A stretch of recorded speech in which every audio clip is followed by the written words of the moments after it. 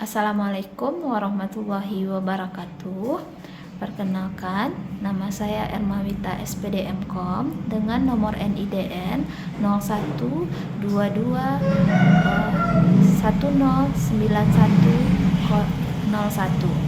Pada saat ini, saya merupakan dosen tetap yayasan pada program studi pendidikan vokasional informatika, Fakultas Pendidikan Matematika dan Ilmu Pengetahuan Alam, Institut Pendidikan Tapanuli Selatan, Padang Sidempuan. Pada video kali ini, saya akan menjelaskan deskripsi dari salah satu mata kuliah yang saya ampu, yaitu mata kuliah struktur data. Mata kuliah struktur data ini merupakan salah satu mata kuliah dasar yang harus diambil oleh mahasiswa program studi pendidikan vokasional informatika pada semester 3 dengan bobot SKS sebanyak 2 SKS. Sebelum mengambil mata kuliah struktur data ini, mahasiswa harus sudah lulus mata kuliah algoritma dan pemrograman pada semester 1. Pelaksanaan mata kuliah struktur data ini dilakukan dengan langkah-langkah. Yang pertama, dengan membuat RPS-nya terlebih dahulu, kemudian melakukan pembelajaran, dan yang ketiga nanti baru melakukan evaluasi pada akhir semester. Nah, pada video ini saya akan mendeskripsikan mata kuliah dari struktur data ini, dan nanti akan dilanjutkan dengan video pembelajaran yang sudah saya laksanakan sebelumnya dengan salah satu materi dari struktur data ini, yaitu tentang tumpukan data atau STEP. Nah, tujuan akhir dari mata kuliah struktur data ini nantinya adalah mahasiswa diharapkan mampu untuk memahami dan menerapkan berbagai macam struktur data dalam logika program pada bahasa pemrograman yang akan dipelajari pada semester selanjutnya. Pada mata kuliah struktur data ini diajarkan berbagai macam struktur data yang dapat diimplementasikan pada program komputer. Nah, pembahasannya nanti mencakup konsep dasar dari struktur data, kemudian nanti juga akan dijelaskan macam-macam tipe data serta penggunaan tipe-tipe data tersebut. Kemudian nanti ada juga bagian-bagian dari struktur data.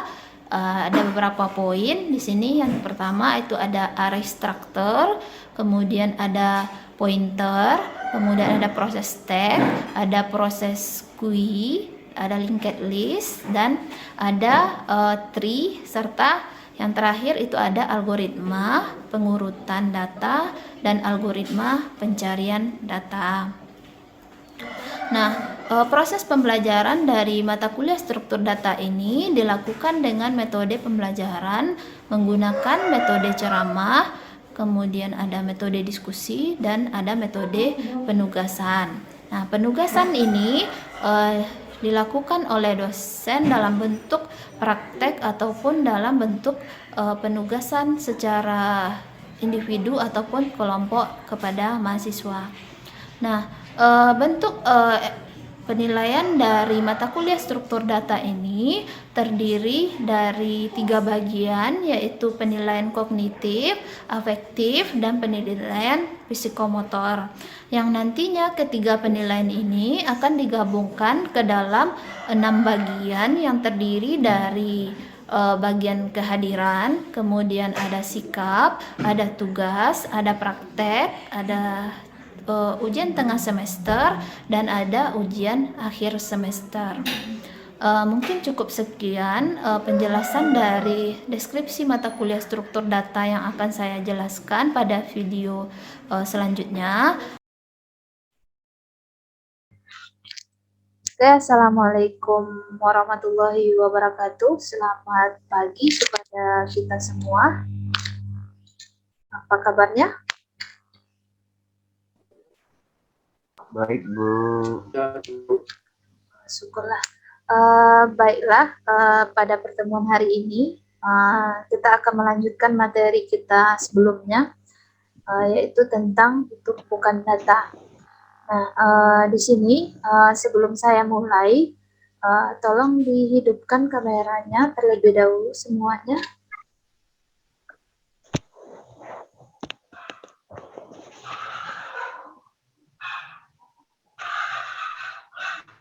Oke, baiklah. Di sini saya akan langsung mulai saja. Materi kita pada hari ini yaitu tentang tumpukan data atau stack yang merupakan bagian dari struktur data. Jadi minggu sebelumnya kita juga sudah mempelajari bagian dari struktur data lainnya yaitu tentang pointer. Nah, sekedar saya mengulang kembali atau mengingatkan memori kalian sebelumnya, ada yang tahu atau masih ingat apa itu pointer? Coba Muhammad Fakihudin, apa itu pointer? Masih ingat pelajaran kita minggu kemarin? Materi kita minggu kemarin?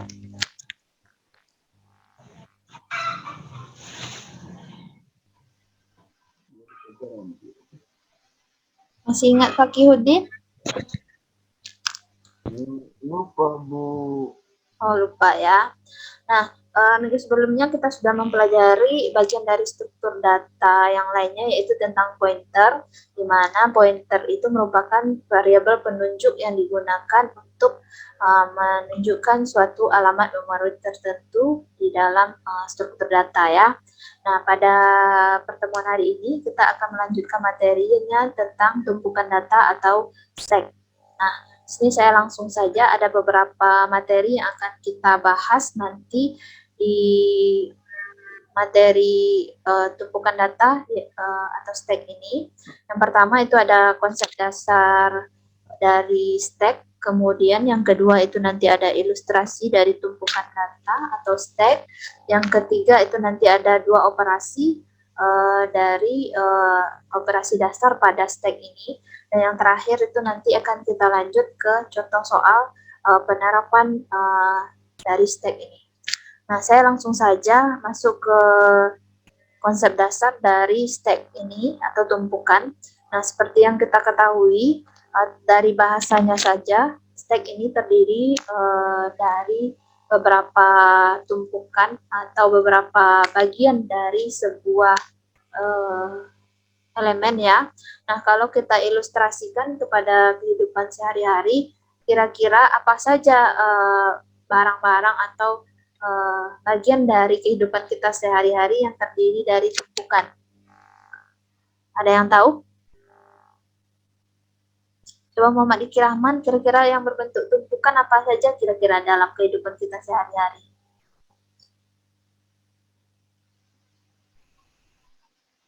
Yang berbentuk tumpukan biasanya apa? Tumpukan seperti gimana, Bu? Buku. Iya, buku. Terus apa lagi? Yang berbentuk tumpukan biasanya dalam kehidupan sehari-hari apa? Ada tumpukan buku kan? Kemudian? Iya, Bu. Tumpukan tugas. Sampah. Iya, Bu. Bukan tugas ya. Tugas bisa juga dikatakan tumpukan kalau sudah tidak dikerjakan. Dia akan menjadi menumpuk ya. Kemudian apa lagi contohnya? Bukan laporan, Bu. Sampah. Tumpukan sampah. Oke. Nah, Bukan laporan, Bu. tumpukan laporan ya bagi yang mungkin siap melaksanakan program pengenalan lapangan, itu bisa saja itu laporannya menumpuk karena tidak dikerjakan per minggunya ya. Itu mungkin beberapa contoh dari tumpukan ya. Nah, kalau di dalam struktur data sendiri, stack itu merupakan suatu elemen yang dapat diambil dan ditambah hanya pada posisi akhir atau kalau di dalam struktur data itu pada bagian top saja atau bagian atas ya. Nah, kemudian di dalam stack ini data baru dapat disisipkan atau ditambahkan dan dihapus hanya pada satu ujung saja, yaitu top of stack. Nah, kalau kita seperti yang sudah saya tanyakan tadi, contoh dari stack ini dalam kehidupan sehari-hari misalnya adalah tumpukan piring, tumpukan baju misalnya, tumpukan buku. Nah, yang perlu kita ketahui dari stack ini yaitu dia menggunakan prinsipnya atau dia tersusun secara LIFO, yaitu last in first out. Jadi bagian yang pertama masuk ke dalam suatu tumpukan, dia yang akan keluar terlebih dahulu, atau yang biasa disingkat dengan LIFO. Nah, itu konsep dari stack ini atau tumpukan.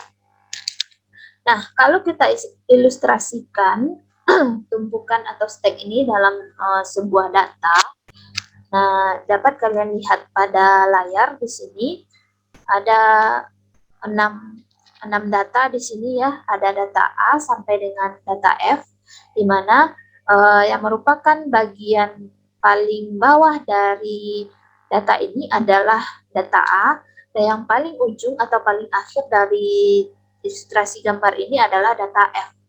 Nah, seperti yang kita ketahui, untuk menghapus ataupun menambah data di dalam sebuah stack ini, dia menggunakan cara LIFO, yaitu yang pertama keluar dia yang pertama masuk dia akan keluar terlebih dahulu. Nah, misalnya dari ilustrasi gambar di sini ada data A sampai dengan F, di mana posisi data A itu berada di bawah data B. Nah, data yang terakhir masuk di sini adalah data F. Nah, misalnya kalau kita mau menghapus atau mengambil data E di sini, maka yang keluar terlebih dahulu itu adalah data F. Nah, baru kita mengambil data selanjutnya yaitu data E. Nah, kalau kita mau menambahkan data baru, dia akan posisinya terlebih dahulu akan menempati posisi data di atas D, dan baru kita lanjut ke data F. Nah, ini mungkin merupakan ilustrasi saja dari tumpukan atau stack di dalam sebuah data. Misalnya kita punya data di sini ada data A sampai dengan F, ya. Yang perlu diingat dari stack atau tumpukan ini yaitu prinsip dasarnya yaitu secara LIFO ya, last in first out. Oke, kemudian kita lanjut dari penjelasan di atas. Yang perlu diingat dari stack ini ada 2 operasi ya, operasi paling dasar pada stack ini, yaitu yang pertama operasi pass dan yang kedua itu ada operasi pop. Nah, operasi pass ini digunakan untuk operasi menambahkan elemen pada urutan terakhir atau paling atas dari sebuah stack. Dan yang kedua itu adalah operasi pop, yaitu operasi mengambil sebuah elemen data pada urutan terakhir dan menghapus elemen terakhir tersebut dari stack. Jadi operasi pop ini terlebih dahulu dia menghapus mengambil elemen kemudian menghapus elemen tersebut dari stack. Nah, di dalam pendeklarasiannya statement yang digunakan untuk operasi pass ini yaitu pass dalam kurung S, I. Pass ini merupakan operasi penambahan ya, dan dalam kurungnya itu ada S, I. S itu merupakan simbol dari stack dan I itu merupakan elemen dari sebuah data ya. Nah, artinya di sini untuk statement di atas ini yaitu tambahkan elemen I pada top of stack. Nah, kemudian operasi pop itu statementnya yaitu I, saya contohkan di sini statementnya I sama dengan pop dalam kurung S. I ini merupakan elemen pop ini adalah operasi penghapusan dan dalam kurung S ini adalah merupakan stack. Artinya di sini I artinya ganti nilai I dengan nilai top elemen baru, atau bisa juga kita ilustrasikan dengan hapus nilai I pada stack. Itu mungkin operasi paling dasar pada stack, yaitu operasi pass dan operasi pop. Oke, kalau kita ilustrasikan penulisan dari stack ini, misalnya kita punya 4 data, di sini data A, B, C, dan D, maka dia dapat tersimpan dalam bentuk sebagai berikut. Dapat kita gambarkan seperti ini. Yang penting ujung dari stack ini, dia merupakan elemen terakhir yang kita masukkan ke dalam stack ya. Ini boleh kita gambarkan ke atas ujungnya seperti ini, ataupun bisa kita gambarkan seperti bagian yang kedua ini, ujungnya kita balikkan ke bawah, ataupun bisa kita buatkan secara mendatar seperti ini. Yang penting elemen terakhir atau elemen ujung dari sebuah data ini berada pada posisi atas ya. Nah, ini beberapa asumsi penyimpanan dari stack ya. Kemudian kita lanjut, ini ada contoh soal dari penerapan operasi dasar pada stack itu, yaitu operasi pass dan operasi pop ya. Di sini kita punya 5 keadaan ya, 5 keadaan, yaitu yang pertama keadaan 0 atau keadaan awal, kemudian yang kedua ada keadaan 1, ketiga ada keadaan 2, keempat ada keadaan 3, dan yang kelima ada keadaan 4. Nah, dari gambar ini dapat kita buatkan operasinya, dapat kita lihat pada bagian ini. Terlebih dahulu saya akan jelaskan caranya. Di sini gambar pertama ini disebut dengan keadaan awal, atau dalam kurungnya ada 0. Itu dia disebut keadaan awal dengan 2 data, yaitu ada data R dan S. Kemudian pada keadaan pertama ini ada 2 penambahan data, yaitu data T dan U. Nah, kalau kita bandingkan dengan keadaan awal, ini ada 2 penambahan data, yaitu data T dan U ya. Berarti di sini ada di keadaan pertama ini dia ada operasi penambahan di sini. Nah, operasi penambahan ini disebut dengan apa tadi? Operasi yang digunakan untuk penambahan apa tadi? Coba Rasidin, apa tadi operasi penambahan? Push, Bu, kalau salah. Oke. Berarti menyimak ya apa yang Ibu sampaikan. Untuk penambahan itu kita gunakan operasi pass ya. Nah, kemudian kita lihat lagi ke keadaan ketiga di sini ada perubahan ya, ada perubahan data di mana urutan data pada keadaan kedua ini adalah RSTU. Sementara pada keadaan ketiga ini ada RTS. Arti di sini ada penampilan data, kemudian ada penambahan data pada keadaan ketiga ini. Begitu juga dengan keadaan keempat ini atau ketiga penomorannya ya. Ada pengambilan dan ada penambahan dari stack ini. Nah, keadaan 4 juga seperti itu ya. Ada pengambilan data paling bawah yaitu R di sini, dan ada penambahan data baru yaitu C, D, dan E. Nah, kalau kita buat operasinya di sini, 0 ini disebut dengan keadaan awal, dan yang keadaan kedua ini atau yang angka 1 ini ada R, S, T, U di sini. Ada operasi penambahan data T dan U. Jadi penulisannya yaitu terlebih dahulu kita tambahkan data T, baru kita tambahkan data U. Nah, untuk penulisannya di sini yaitu yang pertama kita tambahkan terlebih dahulu data T, yaitu pass dalam kurung stack dari data T, kemudian yang kedua baru kita tambahkan pass dalam kurung stack data U ya, elemen U. Nah, kemudian untuk nomor 2 ini ada pengambilan data S, T, U, baru kita tambahkan nanti elemen baru yaitu T dan S. Nah, di sini seperti prinsip dari stack ini yaitu secara LIFO, last in first out, berarti kita terlebih dahulu mengambil data paling atas yaitu data U dan selanjutnya kita ambil lagi data T dan seterusnya kita ambil data S, baru kita tambahkan data baru yaitu T dan S. Nah, operasinya dapat kalian lihat di sini. Pertama kita ambil dulu elemen U sama dengan pop S, dan kemudian kita ambil elemen T sama dengan pop S, dan yang terakhir kita ambil elemen S dalam kurung pop S. Nah, baru kita tambahkan elemen T dan elemen S. Mana operasinya itu pas dalam kurung S, T dan pas S, S. Oke. Kemudian begitu juga dengan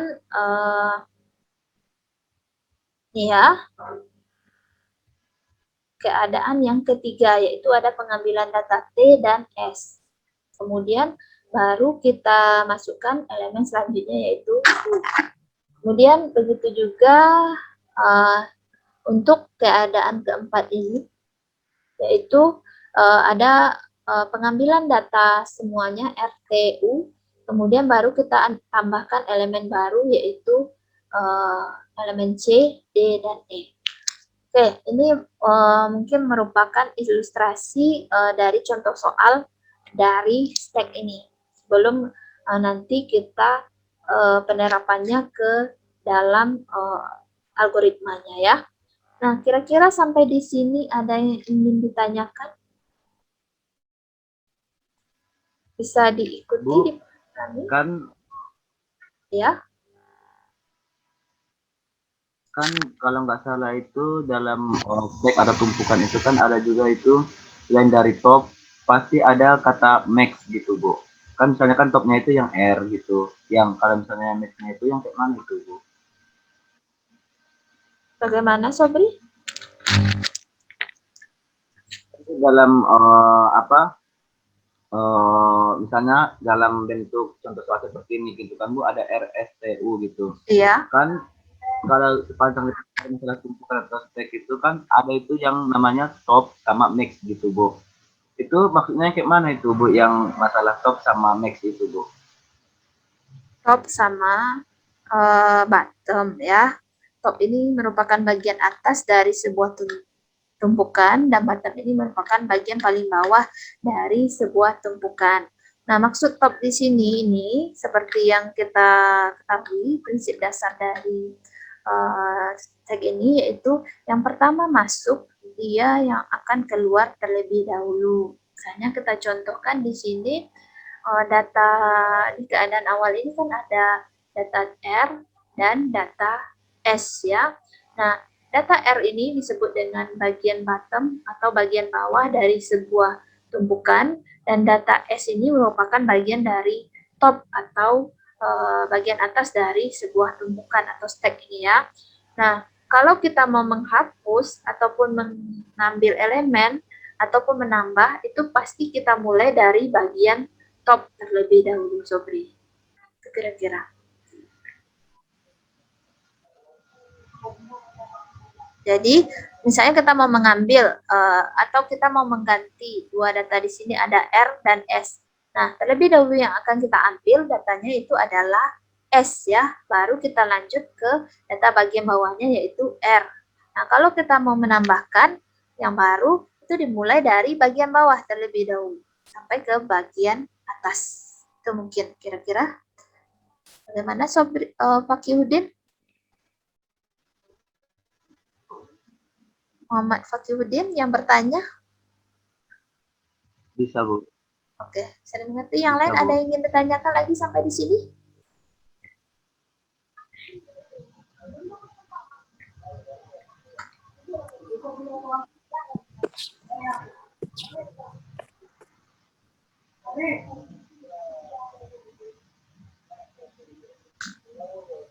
Ada lagi yang ingin ditanyakan? Bisa diikuti sampai di sini?